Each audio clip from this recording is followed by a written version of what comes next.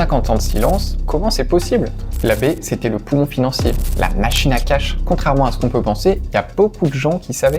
Je pense que ce qui a contribué au silence, c'est le désir de ne pas foutre en l'air cette famille retrouvée. Une famille incestueuse qui a sacrifié ses enfants. Ils connaissent la face sombre de l'abbé Pierre, et ils continuent de célébrer le saint. Leur logiciel a bugué. On découvre le monstre. C'est pas possible de se taire après ce qui s'est passé. Dans la vie, il y a des icônes intouchables qu'on nous apprend à vénérer depuis qu'on est tout petit. Mère Teresa, Gandhi et bien sûr l'abbé Pierre. Vous savez, ces portraits qu'on voit dans nos livres d'histoire, à la télé ou aux infos. Et on nous dit tacitement, voilà ça, c'est le bien. L'abbé Pierre, c'était un résistant, c'était le fondateur d'Emmaüs. C'est un saint homme. C'est celui qui a eu raison tout seul contre tout le monde un soir d'hiver 1954. Les plus vieux ont même en tête ses discours mobilisateurs. Pour tous, c'était une boussole morale. Et puis, 2024, tout s'effondre. On découvre le monstre. Mais il y a un truc qui colle pas. 50 ans de silence, comment c'est possible? Et même au-delà. L'abbé Pierre est mort en 2007 et les révélations ont mis presque 20 ans à sortir. Pourquoi? Pour comprendre, j'ai lu le livre de Frédéric Cabat, Silence sacré, et elle a été directrice des missions sociales à la Fondation l'Abbé Pierre. Ce qui est fascinant, c'est qu'elle a jamais connu l'abbé de son vivant, mais elle aussi, elle a fini par savoir. Et elle aussi, elle s'est tue. C'est ça qu'on va essayer de comprendre aujourd'hui. Avant d'aller plus loin, je voulais d'abord aborder le fait qu'à chaque fois qu'il y a une publication sur l'abbé Pierre, sur les réseaux sociaux notamment, il y a toujours ces commentaires qui reviennent. Si c'était vrai, pourquoi les victimes ne parlent que maintenant? C'est pour l'argent, c'est ça, pour la gloire. Il est mort, foutez-lui la paix. Le sous-titre du livre de Frédéric Cabat, c'est littéralement « Pourquoi nous nous sommes tus ?» J'ai pu l'interviewer et sa réponse remet les pendules à l'heure là-dessus. C'est fou quand une victime parle, que la première chose qu'on lui dit c'est « Mais tu es sûr? Mais vous pensez vraiment que cette personne a pu faire ça ?» C'est une folie de voir à quel point, quand on sait qu'en France, 160 000 enfants par an sont agressés sexuellement, que aujourd'hui, il n'y a que 4% des personnes victimes de violences sexuelles qui déposent plainte, il n'y a qu'une condamnation sur 10 quand les personnes sont arrivées à déposer plainte. Il y a donc quelque chose à faire pour que la société change et que notre culture évolue du point de vue des violences sexuelles et que nous attaquions à un travail d'écoute, mais aussi de compréhension de ce qui fait que nous n'écoutons pas, nous n'arrivons pas à entendre ou systématiquement nous balayons du revers de la main des situations qui nous sont restituées et qui nous sont apportées. Nous les relativisons et ça n'est pas normal. Si ça sort maintenant, c'est pas par calcul, c'est une explosion, une déflagration. On parle de 68 victimes recensées à ce jour, des viols, des agressions sexuelles, sur des femmes, mineures parfois. Si l'affaire a mis 50 ans à sortir, c'est pas parce que les victimes ne parlaient pas, c'est tout simplement parce qu'elles n'ont pas été entendues, et que le couvercle de la cocotte minute a fini par sauter. Bon, le premier verrou de ce silence, c'est le plus évident, et le plus cynique peut-être. Le pognon. Il faut être clair, sans l'abbé Pierre, Emmaüs n'est pas Emmaüs. L'abbé, c'était le poumon financier, la machine à cash. La fondation, c'est un budget colossal qui repose à 90% sur les dons. C'est un empire de charité qui aide des centaines de milliers de personnes chaque année à travers le monde à se nourrir ou à se loger. C'est pas pour rien que l'abbé Pierre avait été élu 16 fois personnalité préférée des Français. Même dans les années 90, quand il a soutenu Garaudy, un mec condamné pour négationnisme, il a dégringolé de ce classement à la 2e place. Le calcul était terrible, si on tue l'icône, on tue la rente. L'abbé Pierre, c'était aussi celui qui permettait la médiatisation, l'interpellation, la sensibilisation de la société française à la problématique des personnes qui sont à la rue et que c'était hyper important de le maintenir.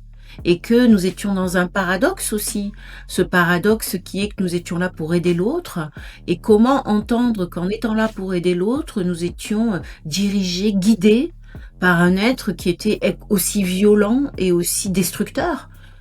C'est un paradoxe impossible. On a protégé le logo pour protéger le trésor de guerre des pauvres. Et en même temps, ils avaient raison d'avoir peur parce que depuis les révélations, les dons se sont effondrés et la fondation a dû changer de nom en catastrophe. Frédéric Cabat entre à Emmaüs Solidarité en 2008, un an après la mort de l'abbé, puis à la fondation l'Abbé Pierre en 2013. Elle connaît pas l'homme, elle connaît, comme nous tous, la légende. Elle baigne, comme tout le monde, dans le culte de la personnalité. Mais en fait, contrairement à ce qu'on peut penser, il y a beaucoup de gens qui savaient, et depuis très longtemps. Dès les années 50, l'Église et le Vatican sont mis au courant des agissements de l'abbé Pierre, alors on l'exfiltre en Suisse dans une clinique psychiatrique pour soigner sa maladie. Dans les années 90 aussi, il y a des secrétaires de Emmaüs International qui alertent sur son comportement un peu bizarre. Ce qu'on appelle les secrétaires de l'abbé Pierre au début des années 90, qui ont, pour certaines, osé dire au sein de l'organisation à quel point elles étaient mal et à quel point elles ont été heurtées et violentées par le comportement de l'abbé Pierre, et que l'organisation n'a absolument pas entendu et qu'elle a remisé en leur disant ne restez pas seul avec lui, évitez-le. Ça a été ça la prescription de l'organisation à l'époque. Frédéric Cabat fait un parallèle très juste avec les dérives sectaires. On a un maître spirituel au-dessus des lois, avec une cour qui le protège. L'abbé vivait dans une bulle. Il était protégé en permanence par une sorte de garde rapproché qui gérait son quotidien, filtrait les accès et étouffait les bruits. Et pour protéger le maître, on a inventé un vocabulaire. Ceux qui l'avaient connu vivant ne parlaient pas d'agression, ils parlaient avec un petit sourire, par exemple des papouilles. Ah, l'abbé il est tactile. Ça transforme un crime en blague de tonton relou. L'agresseur devient juste un petit coquin. Mais le pire, c'est que ça a marché. Les gens riaient. Je crois que la médiatisation interne dans le mouvement et externe de l'abbé Pierre autour d'un prêtre qui s'autorisait des libertés que d'autres religieux ne s'autorisent pas, qui était un peu marginal au fond dans sa façon de vivre sa prêtrise et puis qui avait décidé de prendre un chemin de traverse, créait aussi ce rideau de fumée autour de ses actes, clairement.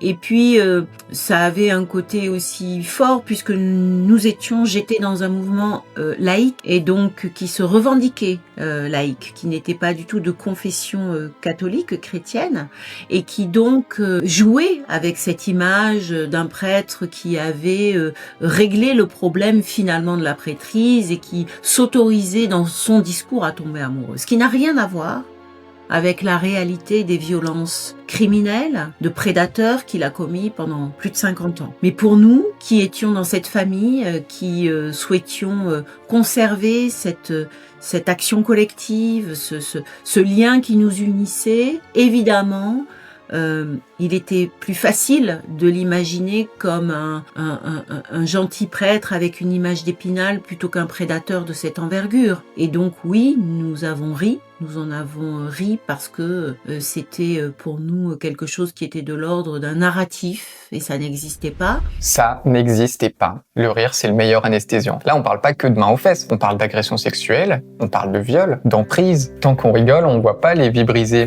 Les femmes, parfois mineures, marquées à vie et qui vivent avec la honte ou la peur pendant des décennies.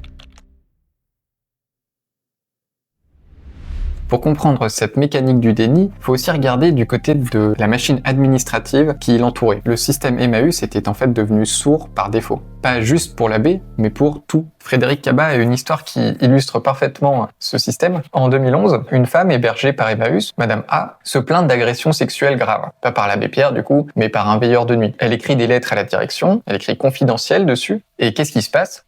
Rien. Quand Frédéric Cabat arrive et fouille, elle finit par retrouver ces lettres au fond d'un placard. Elles avaient même pas été traitées. Elles étaient égarées. C'est ça, le système. Là, on n'est même pas dans un complot maléfique du haut de la pyramide, c'est une bureaucratie du déni. Donc on imagine bien que si la machine est capable d'étouffer les crimes d'un simple employé, qu'est-ce qu'elle peut faire pour le grand patron, pour l'icône? Et c'est pas possible de penser que 50 ans de prédation, 70 ans d'omerta n'a pas eu d'influence sur le fonctionnement du mouvement Emmaüs. En fait, ça a inscrit culturellement quelque chose. Et c'est important aussi, aujourd'hui, pour les victimes, comme pour les personnes qui sont encore dans Emmaüs, de regarder l'impact de cette prédation qui a duré longtemps, de cette violence qui nous est révélée et de ce système du silence qui a permis de perpétuer ces violences, mais aussi installer quelque chose de l'ordre de culturel dans l'organisation d'Emmaüs. On protège l'institution avant de protéger les victimes. On traite pas le problème, on le classe sans suite, on met sous le tapis. Mais il reste une question. Pourquoi Frédéric Cabat, qui est une femme brillante, qui est engagée, qui a même pas connu l'abbé, pourquoi elle s'est tue, elle aussi, quand elle a compris? C'est là qu'on se rend compte de la subtilité de cette mécanique du silence. Elle explique qu'Emmaüs, c'est pas une association comme les autres, c'est une famille pour les gens cassés en fait. Personne n'arrive dans l'action sociale par hasard. Dans son livre, Frédéric Cabas révèle qu'elle a elle-même subi des violences sexuelles quand elle avait 5 ans, un viol notamment. Et donc au sein des équipes d'Emmaüs comme au sein des équipes de l'action sociale, il y a effectivement des personnes qui ont eu des parcours cabossés. Et je ne dirais pas que, en ce qui me concerne, la frayeur a pu, moi, contribuer à mon silence. Je pense que ce qui a contribué au silence, c'est le désir de ne pas foutre en l'air, de ne pas ruiner cette famille retrouvée. Et je crois que c'est ça la force aussi du silence. Et les ingrédients du silence sont étroitement liés à ce combo de la fascination que l'abbé Pierre suscitait, le projet formidable d'Emmaüs, le désir de conserver cette famille, cet espace de travail, cet espace de vie intact. Quand vous êtes une abîmée de la vie et que vous trouvez enfin une famille qui vous accueille, vous n'avez pas envie de la détruire. Dénoncer le père, c'était trahir la famille qui vous a sauvé. Et c'est pour ça que l'abbé Pierre, même mort, restait intouchable. L'autrice compare aussi Emmaüs à la Familia Grande de Camille Kouchner, une famille d'intellectuels brillants qui a protégé l'inceste d'Olivier Duhamel pendant des années. Emmaüs, c'était pareil. Une famille incestueuse qui a préféré sacrifier ses enfants plutôt que dénoncer le père. C'est de ça dont on parle. Des femmes qui ont vécu avec la honte, la peur et parfois le suicide en tête pendant que la France entière applaudissait leur bourreau à la télé. C'est ça le prix du silence. Pour finir, il y a une image qui résume toute cette folie du déni. Juin 2024, Frédéric Cabas quitte la fondation. C'est son pot de départ, et à ce moment-là, en interne, on sait que l'histoire va sortir, les révélations sur l'abbé Pierre vont sortir dans les prochains mois, les témoignages sont là. Et je suis très émue parce que ça fait 11 ans que je suis à la Fondation et 17 ans, bientôt 17 ans que j'étais dans le mouvement Emmaüs. Et je vais partir et je reçois une somme de cadeaux, de discours et l'ancien président d'honneur me tend un papier craft, un sachet craft qui est avec un petit nœud, un petit ruban et je l'ouvre et j'y découvre la statue de l'abbé Pierre qui est une statue... la reproduction d'une statue que nous avions dans le hall de la Fondation, un bronze qui était immense. Je crois que c'est la définition du déni. Ils connaissent la face sombre de l'abbé Pierre, et ils continuent de célébrer le saint. Leur logiciel a bugué. Pour cette personne qui m'a fait ce cadeau, il y avait quelque chose de l'ordre de la perpétuation et peut-être même inconsciemment de l'ordre de la perpétuation du silence. Et je suis émue parce que cette puissance du déni, c'est un vrai problème aujourd'hui dans la société. Et je crois qu'il faut arriver à déverrouiller ce déni pour pouvoir avancer et faire quelque chose en direction des victimes et surtout dans la prévention de la prédation. Et voilà, je trouve que l'offrande de cette statuette a été...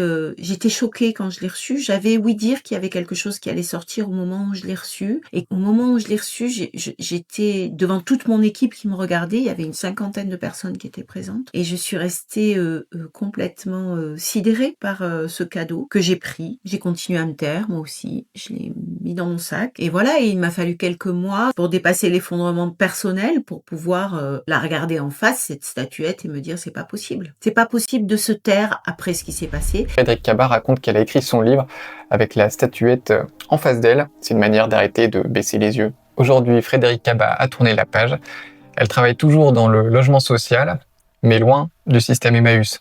Et pour Emmaüs, le chantier ne fait que commencer. Il faut quand même rappeler de quoi on parle.